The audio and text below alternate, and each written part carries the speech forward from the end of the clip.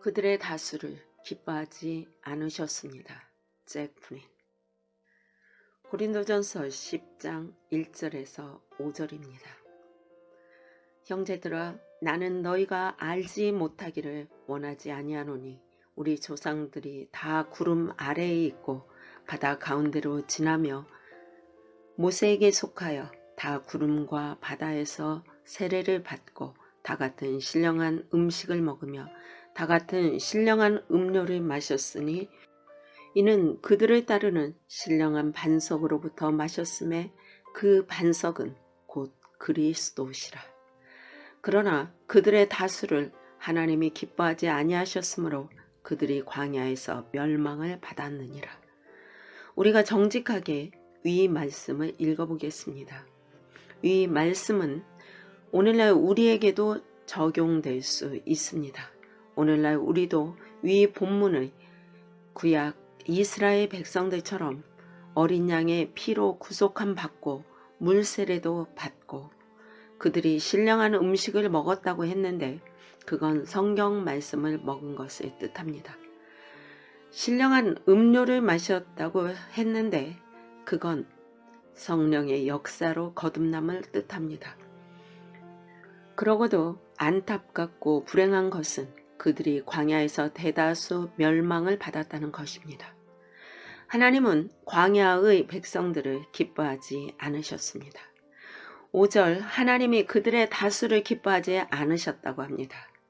우리는 이 말씀을 심각한 경고로 들을 수 있어야 합니다. 출애굽 백성들이 광야에서 무엇을 어떻게 했기에 하나님이 그들의 다수를 기뻐하지 않으신 것입니까? 그들은 40년 동안 광야에서 역사상 그 어떤 시대의 사람들도 경험할 수 없었던 놀라운 기적들을 매일같이 보고 목격하며 그 가운데서 살았던 어떤 의미에서 놀라운 특권을 가진 사람들이었습니다. 일례로 어떻게 200만이나 되는 어마어마한 숫자의 사람들이 매일같이 그것도 40년 동안이나 한결같이 하늘에서 내리는 양식을 먹고 사는 그런 기적을 경험할 수 있겠습니까? 40년이 아니라 우리 일생에 단 하루만이라도 그런 기적을 경험한다면 우리는 남은 생애 내내 그 기적을 사방에 돌아다니면서 간증할 것입니다. 그런데 이 출애굽 백성들은 단 하루가 아니라 40년이면 모두 몇 날입니까? 만날 이상을 그 놀라운 기적을 체험했습니다. 그래서 그 기적이 그들에게 정말 일상평범한 일이 될 정도였습니다. 또한 그들은 반석에서 물이 터져 나오는 기적을 체험했습니다. 여러분, 교회 소풍을 간다고 가정하고 200만 명이 먹을 물을 준비해 보십시오. 그 생수병이 어마어마할 것입니다. 그것도 40년 동안이나 계속 물이 공급되었습니다. 그리고 고기가 하늘에서 날아와 공급되는가 하면 불뱀에 물려서 거의 죽게 되었을 때도 기적적으로 치료되는 경험을 체험했습니다. 성경에 보면 그들의 의복이 닳아 없어지지 않았고 그들의 신, 샌달도 헤어지지 않았습니다. 이걸 유통구조로 만들어서 물류를 공급하려고 했다면 아마 어마어마한 물류창고와 유통구조가 필요했을 것입니다. 그런데 하나님이 다 기적적으로 그들의 의복과 신발을 입히셨습니다. 오늘날 우리는 약간의 특별한 기적 한 가지만 체험하기만 하며 하나님이 나를 특별히 사랑하시나 보다. 그래서 이런 기적을 나에게 주셨구나 하고 자부심을 갖고 자랑할 것인데 이 출애굽 백성들은 수천 수만 가지 기적을 체험했습니다. 문제는 그러고도 하나님이 그들의 다수를 기뻐하지 않으셨다는 것입니다. 하나님은 예수님을 기뻐하셨습니다. 오늘날 많은 신자들은 쉽게 말합니다. 저는 예수님을 따르고 싶어요. 저는 예수님을 본받고 싶어요. 그것이 얼마나 중요한 것인가에 대해 이 시간에 조금 자세하게 풀어서 설명드리려고 합니다. 여러분, 예수님이 요단강에서 물세례를 받으시고 강에서 올라오실 때 하늘에서 소리가 난 것을 기억하시죠? 이는 내 사랑하는 아들이요 내 기뻐하는 자라. 이 말씀은 위에 나온 그들의 다수를 하나님이 기뻐하지 않으셨다라는 구절과 선명하게 대조적입니다. 그래서 이 시간 저와 여러분이 함께 두 구절을 한번 대조해 보겠습니다. 왜 하나님이 광야 백성들을 기뻐하지 않으셨으며 왜 하나님이 예수님을 기뻐하셨는지 그 핵심 이유를 한번 파헤쳐 보고자 합니다.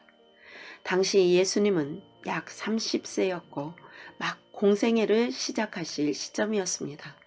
내가 너를 아주 기뻐하신다고 하나님이 말씀하실 때 그때까지 예수님은 놀라운 기적을 몇 번이나 행하셨나요? 답은 제로입니다. 즉 예수님이 기적을 행하셨기 때문에 하나님은 예수님을 기뻐한 것이 아닙니다. 그때까지 예수님은 위대한 설교 말씀을 몇 번이나 전하셨을까요?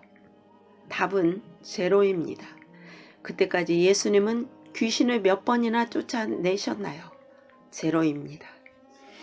예수님이 무슨 공적을 많이 쌓았기 때문에 예수님을 기뻐하셨나요? 물론 아닙니다.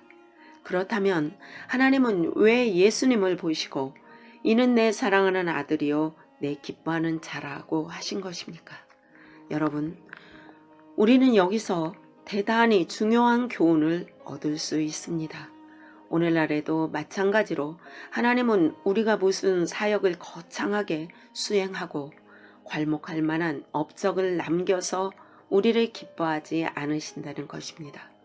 물론 거창한 사역과 업적을 남기는 일은 좋은 일이지만 근본적으로 그것보다 더 중요한 일이 있다는 뜻입니다.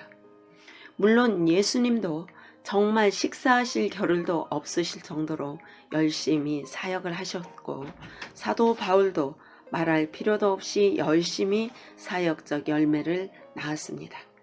그러나 제 포인트는 사역보다 더 근본적으로 중요한 일이 있다는 것입니다. 그것은 하나님과의 관계이며 그 관계에서 흘러나오는 삶 또는 생명력입니다. 그냥 열심히 숨 돌릴 틈도 없이 일만 죽도록 하는 것이 아니라 먼저 사역자에게서 하나님과 친밀한 관계에서 오는 삶이 있어야 합니다. 일을 열심히 하고 안 하고는 다음의 일입니다. 하나님이 세례를 받으시고 물에서 올라오시는 예수님을 보시고는 이는 내 사랑하는 아들이요 내 기뻐하는 자라고 하신 것은 아직 예수님이 아무런 사역을 시작하신 것은 아니지만 그 30년 성장하시는 기간 동안 하나님과 친밀한 관계를 가지고 있으셨기 때문입니다. 그리고 공생의 3년 반 기간도 그 하나님과 친밀하고 깊은 교제 관계를 한 번도 끊으신 적이 없으십니다. 보십시오. 예수님은 이 지상에서 33년 반을 사셨습니다. 그 중에 3년 반만 공생의 기간으로 사역을 하셨습니다. 약 10%입니다. 예수님은 90%의 삶을 아버지 하나님과 친밀한 교제 관계 속에서 거룩한 삶을 사시다가 오직 10%의 삶을 사역에 투신하셨습니다. 저와 여러분은 어떻습니까? 혹시 그 반대는 아닙니까? 90%의 시간을 사역에 다 소진하고 10%의 시간을 하나님과 교제하고 거룩한 삶을 사는데 배정하진 않습니까? 10%도 배정 못하는 사람도 있을 것입니다. 하나님이 예수님을 내 사랑하는 아들이요 내 기뻐하는 자라고 말씀하신 것은 어떤 사역적 거창한 열매 때문이 아니라 하나님과 친밀한 교제 관계, 거룩한 삶을 보시고 예수님을 그렇게 사랑하시고 칭찬하신 것입니다. 앞서 서두에서 광야 이스라엘 백성들이 거창하고 위대한 하나님의 기적을 다 보고서도 그들의 다수를 기뻐하지 않으셔서 그들이 광야에서 멸망받았다고 했습니다. 오늘날 우리도 마찬가지로 무슨 거창하고 위대한 사역을 하고 업적을 이루고 기적이 일어난다고 해도, 즉 교회를 크게 이루고 많은 사람들이 운집하고 해도 하나님이 기뻐하실 수도 있지만 기뻐하지 않으실 수도 있다는 것입니다. 그것은 어떤 외적 업적, 사역에 달린 것이 아니라 그것은 오로지 하나님과 친밀한 관계, 거기에서 오는 거룩한 삶, 근본적으로 하나님은 그것을 보시고 우리를 기뻐하신다는 것입니다. 오늘날 우리가 가진 생각, 즉 내가 그래도 거창하지는 못해도 뭘 그럴듯하게 이루어야 하나님이 나를 기뻐하시겠지. 그건 인간적인 잘못된 생각입니다. 여러분, 성경을 정직하게 읽어 보십시오. 성경은 그런 인간적인 생각을 가르치지 않습니다. 예수님의 생애 정말 인간적인 관점으로 보면 남루하고 비참하기까지 합니다.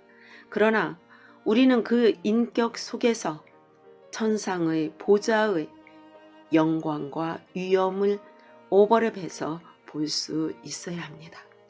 천상의 예수님의 모습과 지상의 예수님의 모습을 두 면을 한꺼번에 볼 수 있어야 합니다. 극적으로 다른 두 모습이 신비하게도 하나로 겹쳐집니다. 우리 각자 자신도 그렇게 겹쳐질 수 있습니다.